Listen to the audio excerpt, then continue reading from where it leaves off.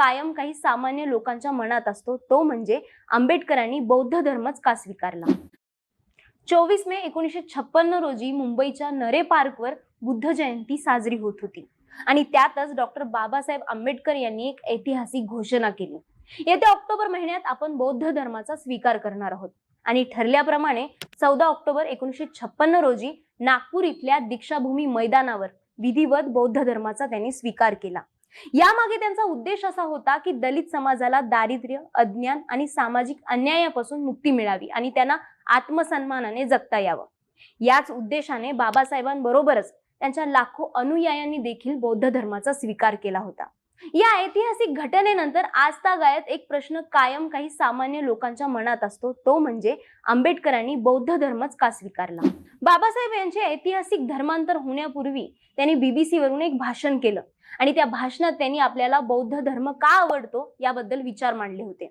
मला बौद्ध धर्म आवडतो कारण कुठल्याही धर्मात जी 3 तत्व सापडत नाही ती मला फक्त बौद्ध धर्मात सापडतात. ती म्हणजे प्रज्ञा, करुणा आणि समता. जे मनुष्याच्या चांगल्या आणि सुखी जीवनाला या ज्या तत्वांची आवश्यकता आहे याच धर्मात ती तत्व असतात. या धर्मांतर सोहळ्याच्या आदल्या दिवशीच म्हणजे 13 ऑक्टोबर 1956 रोजी बाबासाहेबांनी सर्व वृत्तपत्र प्रतिनिधींना बोलावून मी बौद्ध धर्म का स्वीकारत आहे याबाबत आपली भूमिका स्पष्ट केली होती. तेव्हा ते म्हणाले होते की आम्ही आपलं मनुष्यपण मिळवण्याचा प्रयत्न करत आहोत. ही भूमिका मांडताना त्यांनी सांगितलं होतं की एकदा त्यांची आणि गांधीजींची अस्पृश्यांच्या प्रश्नासंबंधी चर्चा झाली होती. तेव्हा आंबेडकरांनी गांधीजींना म्हटलं होतं की अस्पृश्यतेच्या प्रश्नासंबंधी तुमच्याशी माझे मतभेद असले तरी वेळ येईल तेव्हा मी या देशाला कमीत कमी धोका होईल असा मार्ग स्वीकारेन. बौद्ध धर्म स्वीकारून मी या देशाचं जास्तीत जास्त हित साधत आहे, कारण बौद्ध धर्म हा भारतीय संस्कृतीचाच एक भाग आहे. या देशाची संस्कृती, इतिहास यांच्या परंपरेला धक्का लागणार नाही अशी मी खबरदारी घेतली आहे. एकंदरीत 14 ऑक्टोबर रोजी डॉक्टर बाबासाहेब आंबेडकरांनी लाखो अनुयायांसोबत बौद्ध धर्माचा अत्यंत विचारपूर्वकच स्वीकार केला. त्या दिवशी उत्तर प्रदेशातील गोरखपूर जिल्ह्यातील कुसीनारा येथील महस्तवीर चंद्रमणी या वयोवृद्ध भिक्षूंकडून आंबेडकर यांनी विधिवत दीक्षा घेतली होती. बौद्ध धर्म स्वीकाराच्या सोहळ्यासाठी नागपूरच्या दीक्षाभूमीवर साचीच्या स्तूपाचा आकार देऊन शुभ्र वस्त्रांकित व्यासपीठ तयार केलं होतं. त्यापुढे 2 भव्य मंडप उभारलेले होते.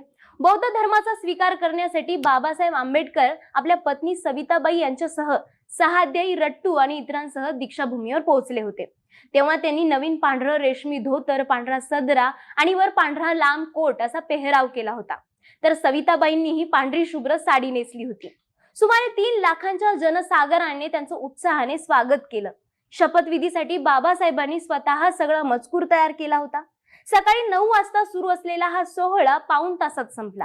बाबासाहेब आंबेडकरांनी आपल्या धर्मांतरानंतर तिथे उपस्थित असलेल्या सुमारे 3 लाख अनुयायांना आवाहन केलं की ज्यांना बौद्ध धर्माची दीक्षा घ्यायची आहे त्यांनी उभं राहावं.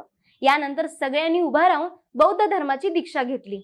धर्मांतराची ही घटना एकाएकी घडली नाही.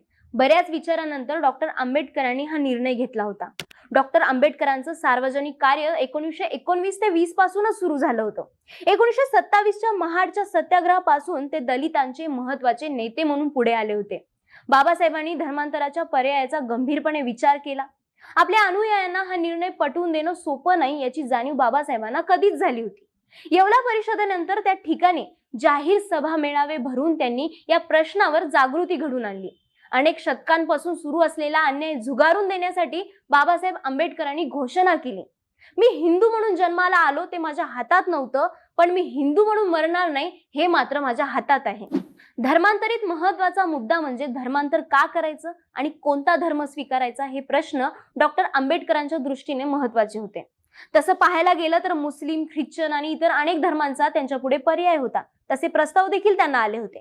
पण बाबासाहेबांना एका मार्गदर्शनपर तत्वज्ञानाचा आधार देणाऱ्या धर्माची गरज भासली. त्या दृष्टीने विवेक, बुद्धी आणि समानतेच्या मूल्यांना प्राधान्य देणारा बौद्ध धर्म त्यांना जवळचा वाटला. 1950 नंतर त्यांची अंतिम निर्णयाकडे झपाट्याने वाटचाल सुरू झाली.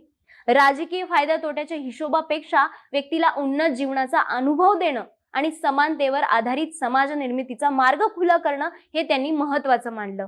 धर्मांतरानंतर एका मोठ्या अन्यायग्रस्त समाजाला आत्मविश्वास प्राप्त झाला. ठिकठिकाणच्या बौद्ध विहारांमध्ये जागृती आणि संघटनांच्या कार्याला चालना मिळाली. या सगळ्या बाबी धर्मांतराने घडवून आणलेल्या बदलांच्या साक्षीदार आहेत. तसंच धर्मांतराच्या या घटनेमुळे जाती संस्थेच्या तात्विक चिकित्सेला धार आली. केवळ सुधारणावादी दृष्टीच्या पलीकडे जाऊन सामाजिक क्रांतीला चालना देण्याचं काम या धर्मांतराच्या घटनेने केलं होतं.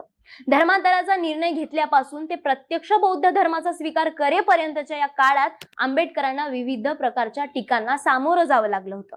पण आंबेडकरांचं हे धर्मांतर अनेक अर्थांनी महत्वाचं ठरलं. तर हा होता इतिहास आंबेडकरांच्या